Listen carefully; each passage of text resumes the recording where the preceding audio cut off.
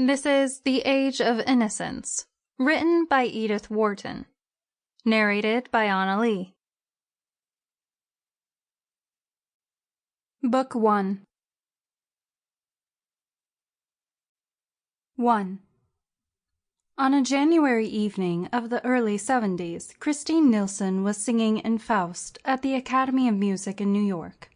Though there was already talk of the erection, in remote metropolitan distances, above the 40s, of a new opera house which should compete in costliness and splendor with those of the great European capitals, the world of fashion was still content to reassemble every winter in the shabby red and gold boxes of the sociable old Academy.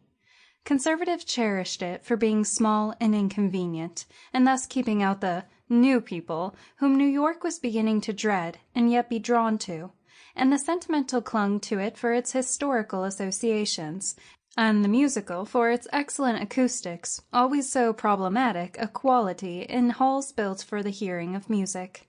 It was Madame Nilsson's first appearance that winter, and what the daily press had already learned to describe as an exceptionally brilliant audience had gathered to hear her, transported through the slippery, snowy streets in private broughams, in the spacious family landau, or the humbler but more convenient brown coupe. To come to the opera in a brown coupe was almost as honorable a way of arriving as in one's own carriage, and departure by the same means had the immense advantage of enabling one, with a playful allusion to democratic principles, to scramble into the first brown conveyance in the line, instead of waiting till the cold and gin-congested nose of one's own coachman gleamed under the portico of the Academy. It was one of the great livery stablemen's most masterly intuition to have discovered that Americans want to get away from amusement even more quickly than they want to get to it. When Newland Archer opened the door at the back of the club box, the curtain had just gone up on the garden scene. There was no reason why the young man should not have come earlier, for he had dined at 7, alone with his mother and sister, and had lingered afterward over a cigar in the Gothic library, with glazed black walnut bookcases and finial-topped chairs, which was the only room in the house where Mrs. Archer allowed smoking. But, in the first place, New York was a metropolis, and perfectly aware that in metropolises it was not the thing to arrive early at the opera, and what was or was not the thing played a part as important in Newland Archer's New York as the inscrutable totem terrors that had ruled the destinies of his forefathers thousands of years ago. The second reason for his delay was a personal one.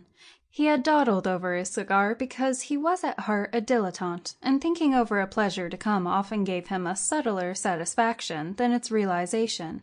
This was especially the case when the pleasure was a delicate one, as his pleasures mostly were, and on this occasion the moment he looked forward to was so rare and exquisite in quality that, well, if he had timed his arrival in accord with the prima donna's stage manager, he could not have entered the Academy at a more significant moment than just as she was singing, "He loves me not, he loves me," and sprinkling the falling daisy petals with notes as clear as dew.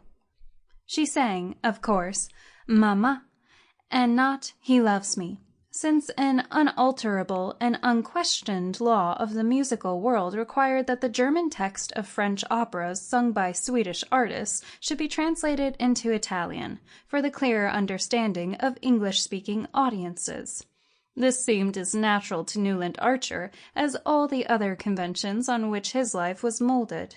Such is the duty of using 2 silver-backed brushes with his monogram in blue enamel to part his hair, and of never appearing in society without a flower, preferably a gardenia, in his buttonhole. "Mamma, non mamma," the prima donna sang, and "Mamma," with a final burst of love triumph, as she pressed the disheveled daisy to her lips and lifted her large eyes to the sophisticated countenance of the little brown Faust Capot, who was vainly trying, in a tight purple velvet doublet and plumed cap, to look as pure and true as his artless victim. Newland Archer, leaning against the wall at the back of the club box, turned his eyes from the stage and scanned the opposite side of the house. Directly facing him was the box of old Mrs. Manson Mingott, whose monstrous obesity had long since made it impossible for her to attend Sample complete. Ready to continue?